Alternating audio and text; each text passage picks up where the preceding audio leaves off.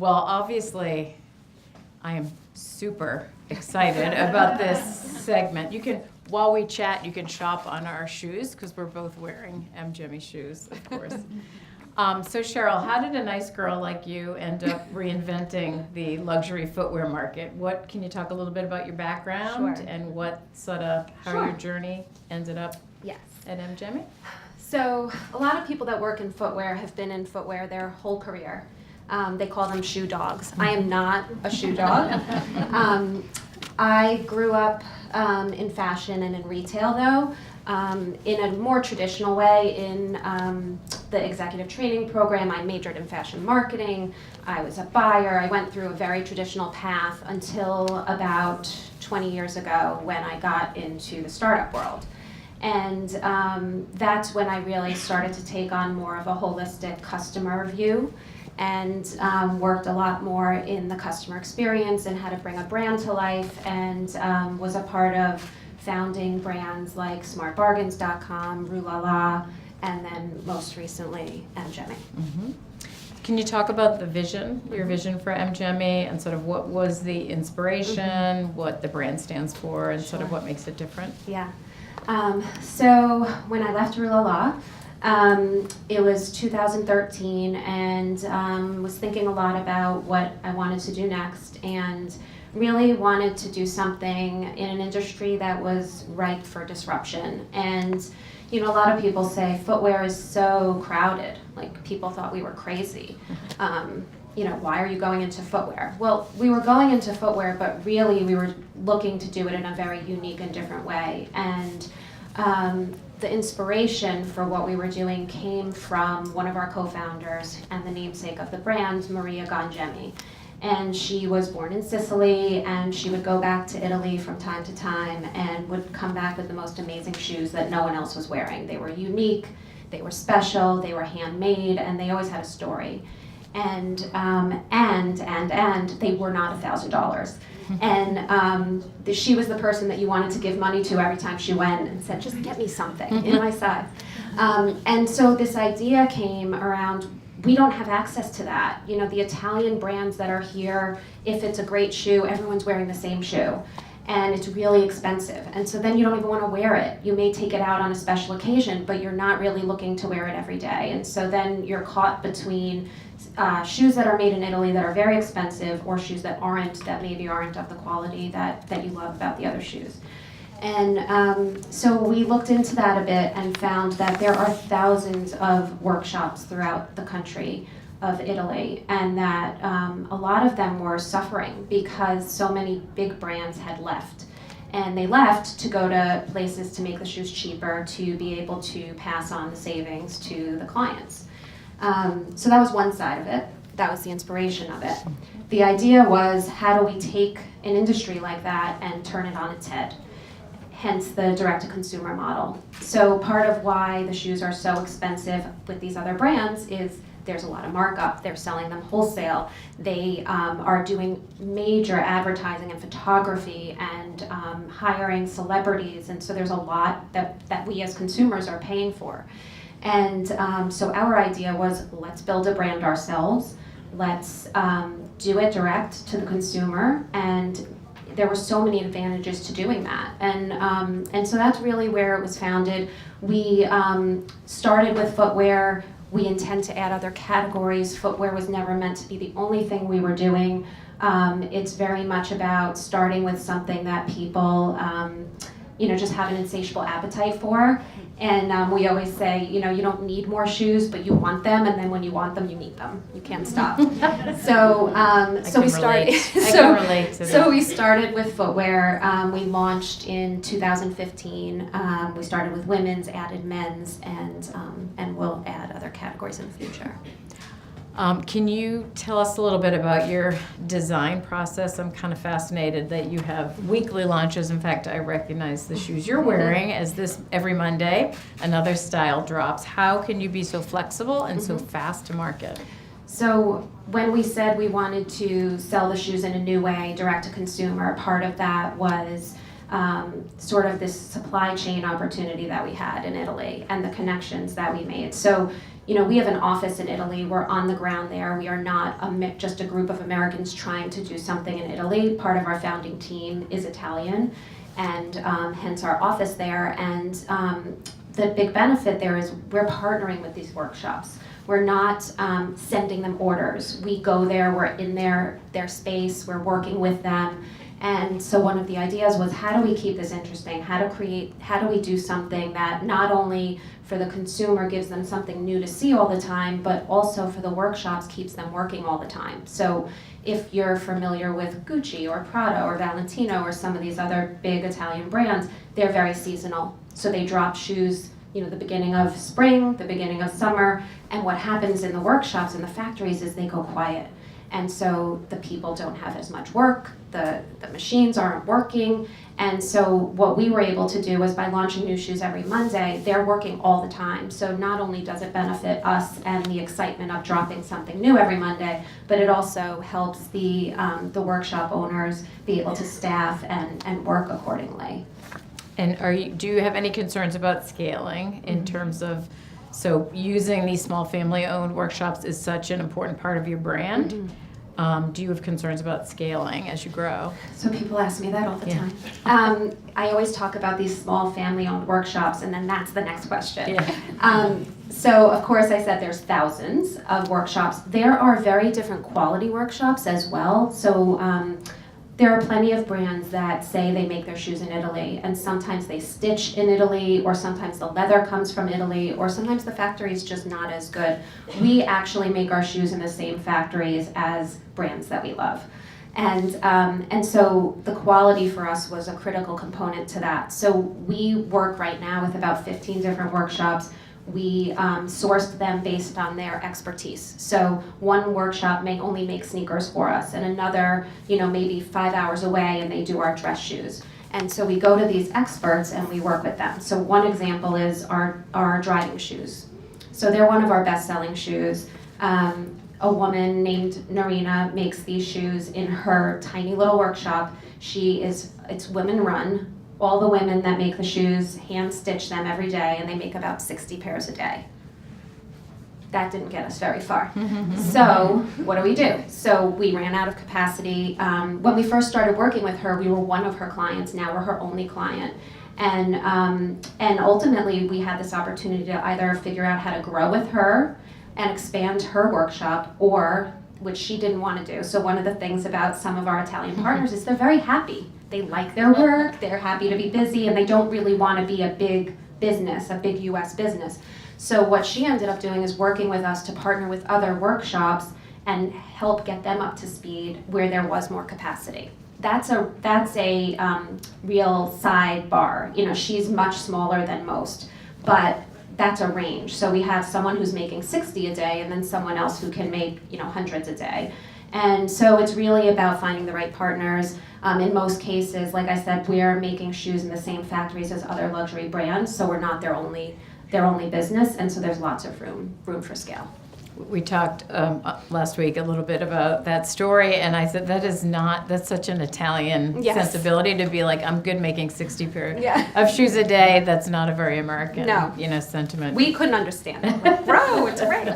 But then the fact that she's training other workshops. Well, it just speaks to the relationships, and I always say whenever I tell people about M.Gemi, I wish I could bring everyone with me, because I can sit here and tell all of you how amazing it is to watch them do this. And there's men that are trained. They have these nails that they stick out of their teeth, and they literally hammer them into the shoes, and every part of the shoe is handmade. And until you see it, and until you see some of the other brands that are in that factory, do you realize, oh my God, what was I doing before? Why am I spending so much money? At the end of the day, it's the same quality, and you find the design that you love, and then you can end up buying 4 instead of 1.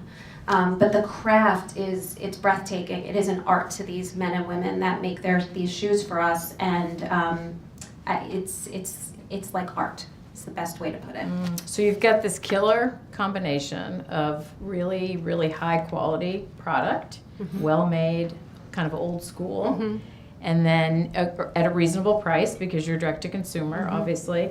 And then you've got this sort of new school efficiency piece down pat. So it's free delivery and free returns, 1 to 3 day delivery, which I think a lot of direct-to-consumer retailers are really struggling with how to get to 1 to 3 day delivery. So how do you? That's like the perfect, go-to-market strategy. How do you pull all that off? So first of all, selling shoes online is obviously really tricky for people to know their size. And although we make our own shoes, as many people can attest, it's still hard. It's still everyone's feet are different, especially women's feet in different types of shoes. So we had to offer a lot, we always say hospitality-like service because we want to remove every possible hurdle we can so that we get the shoes on his or her feet. And so free shipping and free returns, and we recently introduced exchanges, functionality, ways in which we can eliminate any hurdle was really important. The delivery is a piece of that. We don't, it's such a fun item to buy. We don't want you to have to wait too long to get it. And so it's centrally locating in the right place as your warehouse. So we ship everything real time, so we ship it from Italy to our warehouse in Massachusetts, and then it doesn't sit there very long. We plan it to come in right before we're going to sell it, and we optimize for shipping zones. And a lot of what we're doing is based on data, which a lot of people have been talking about, but we've had to change the way in which the methods in which we're shipping, the cost of that, and as a result, we found that it's a real benefit and it increases loyalty when we're able to get it to them that quickly. So shifting a little bit, can you talk about how you promote and market a little bit? Sure. So obviously I was saying some of the things that all those big brands do that we don't. So it makes it harder. You definitely have to build a brand that people love and want to buy from and be a part of. And so some of that comes through our service. Our team that answers the calls and the phones and the chats, they're a huge part of our brand. If you call them or email them, you'll get to know them like they're your friends. They do a great job of really promoting the brand and speaking of it like it's their own. That's a huge piece, is building this brand online that people can feel, that there's a real person answering the phone. I literally sit next to them in the office. They're real people. They try on every shoe. They really get to know the brand. So our service is a huge part of that because obviously the repeat behavior is so much based on that. Our NPS is very high as a result of people being satisfied. So that's one thing. But the question about how do they hear about us, so we do some traditional paid digital advertising, but I think we do it in a bit of a unique way. We optimize for customer acquisition cost. We don't do a lot of brand marketing. It's much more transactional. So we're promoting certain shoes that we know acquire certain customers on certain channels. And there's a team dedicated to doing that. We also have recently started using physical retail as a marketing tool. So we initially opened our first pop-up almost 2 years ago. And since then have done a number of different things within physical retail, including a mobile activation that we call Andiamo, which is a gelato truck that travels around. So really finding different ways to pop up in different places where the customer is, some of them shorter term than others, but looking for ways to really get the shoe on the person's foot as quickly as possible. And talk about a little bit about your Bloomingdale's partnership. Yeah, so for a while, a lot of the more traditional retailers and department stores were reaching out to us, and part of our model is we do not sell wholesale, and for obvious reasons. So that was a tricky one for us. They were it was great getting all these phone calls from these big department stores, our little new brand. But what we decided was the only way that we could really go into a department store like a Bloomingdale's is to have a very different kind of a relationship, and so. In working with a number of different retailers, what we found with Bloomingdale's is they were very open to trying to find different ways to really interact with their customer, which aligned with what we were trying to do. So our fit shops, we don't have inventory in them. You truly go in, you try shoes on, you have an espresso, maybe a Prosecco. It's very much about the experience of it all. And And so we wanted to make sure that that was aligned with what we were doing in Bloomingdale's. And so we have a shop within a shop in 59th Street, and they had our opening aligned with their brand new opening of a shoe floor. For anyone that hasn't been there, you have to go there. They have over 100 brands of shoes. And so you'll find M.Gemi in the salon area, which is exactly where we need to be to tell our story. So we oftentimes, we'll hear, well, you're in that, $248 price point, so that's Tory Burch, that's Stuart Weitzman, that's Sam Edelman, and we say, no, we need to be with Chloe and Chanel and Givenchy and all these brands because we're their quality at a lower price. And so that's the story that we're always trying to tell. And so in Bloomingdale's, we sit in the salon area, which really helps to tell our story. Some of their own salespeople end up telling our story for us because their clients are trying on shoes that they really love, but then they don't want to spend the money, and then they take them over to M.Gemi. So with Bloomingdale's, we have a shop-in-shop. Like I said, we do not stock inventory. If someone comes in and they're traveling or they are just desperate to have the shoe, we will sell it. But otherwise, part of the way that we've made physical retail affordable for us is we don't have so much inventory in every location. And so again, that shipping time comes into play because if you go into the store today, we'll get you your shoes in those 1 to 3 days, which is helpful to the experience for sure. Are you planning more of the fit stores? Is that a big part of the future expansion? Yes. So we've done a number of different types of stores. I'm not sure if anyone's been in them. We used to have a store in the Prue. We're now on Newbury Street. We just opened a short-term pop-up in Hingham at Derby. We are opening a couple of new locations in New York and then obviously Bloomingdale's. And then what we're doing with our gelato truck is that's a test market for us in a lot of ways. So that truck travels around. Right now it's in Chicago. We've tried a couple of different streets. The best news about that is if one doesn't work, you can move. And so before we build anything out, we can really get a sense for who the consumer is. Is that the right adjacencies in terms of what other stores are around? And so we use that a lot. We've been in DC. We were in Texas recently, trying different locations. It's so Instagrammable. I don't know if it's a deliberate social media strategy, but I would imagine you have to see Andiamo everywhere on social media. Yeah, especially the first summer that we did it traveled up the East Coast and it hit all the beaches. And I think that, of course it was weather dependent, which was a struggle some days, but it was a lot of fun. And the gelato piece of it with the gelato colored sneakers all tied together. Now we more cater the merchandise towards the market that we're in. Mm-hmm. Do you have relationships with influencers, social media influencers, or is it? When we first launched, we worked with a couple of influencers, and so that was 3 years ago. I think it's changed a lot, and I think people have gotten very used to influencers and how sponsored they are. And so what's been really important to us is if we do work with someone that they're truly passionate about M.Gemi. We recently did a collaboration with an influencer, and she was a customer of M.Gemi before we even talked about this collaboration, and so that authenticity to us is important. Yeah, I had a feeling you were going to answer that way because it's consistent with the brand values of authenticity and. Yeah, exactly. So what other brands inspire you, Cheryl? Even within your category, outside your category, who do you think is sort of winning in terms of either brand or product or marketing in any sense? That's such a hard question in a room full of people.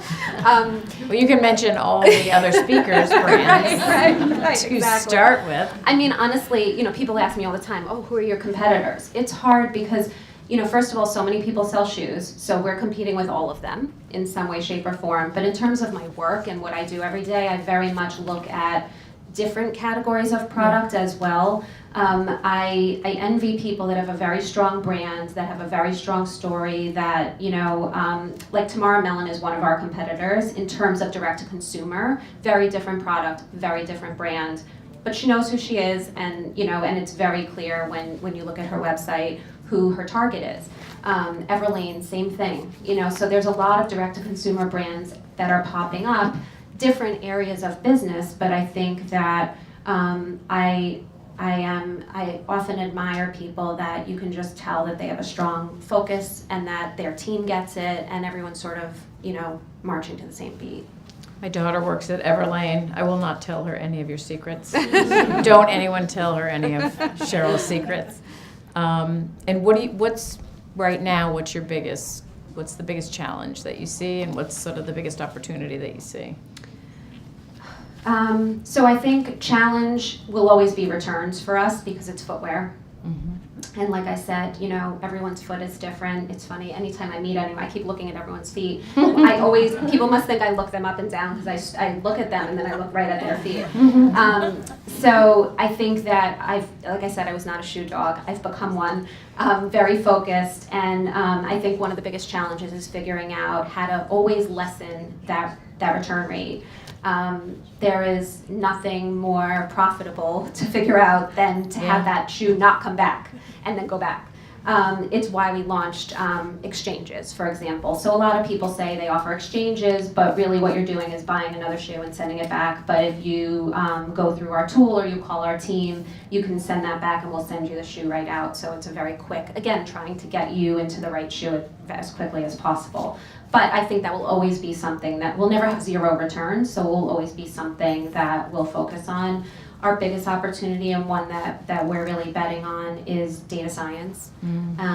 We utilize data to help us predict what to make, how much to make. We have a supply chain that allows us to get back into something within 30 days. We get a lot of consumer insight. So for example, we had a shoe that we launched in, let's say a 4-inch heel, and we got feedback that the women loved the shoe, but the heel height was too high. So we came back in that same season and offered it at a 2.5-inch heel. So being able to utilize the data, whether it's direct from the consumer or from our data science and predictive modeling, and being able to react in season is something that is very unique to our business compared to a lot of our competitors, and one that we want to make sure we're taking advantage of. Mm-hmm. So we are right now designing December and January for this coming year, and most retailers have done that, and then some. They're already into the next year. It seems like the trend is less about sort of seasonal, and it seems like not even direct-to-consumer brands are moving toward more frequent product releases. Mm-hmm. Anybody have a question for Cheryl? Want to give her your shoe size? By the way, these are genius. I'm not going to take this off because I don't know where I am in the pedicure cycle. I can't remember. So if I'm at the end of it, you don't want me to take my shoe off. But the shoes I'm wearing, and you can look me up and down or just down when we get out there. They actually tie, so you can adjust the width, which I think is genius. Mm-hmm. And I really didn't even know that when I ordered them. And that's a great example where we learned from the first time we did a mule like that without the tie that it's a really hard fit. So, how do we incorporate functionality into design so it doesn't look like it's supposed to be functional? It's pretty with the bow, but it actually functions and makes it more comfortable. Mm-hmm. Any questions? Yes. Do you work with footwear designers, or do you have the shops design? Oh, great question. Can you repeat that? Yes. She was asking if we work with footwear designers or if we have the shops design for us. We have our own footwear design team. So M.Gemi, we started here in Boston.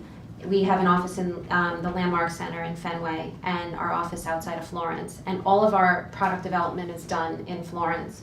We recently opened, about a year ago, an office in New York in Soho, where now creative marketing and footwear design is done. So we, a couple months ago, hired a new designer, an assistant designer, and they work directly with our team in Italy. So all footwear design and product development is between New York and Florence.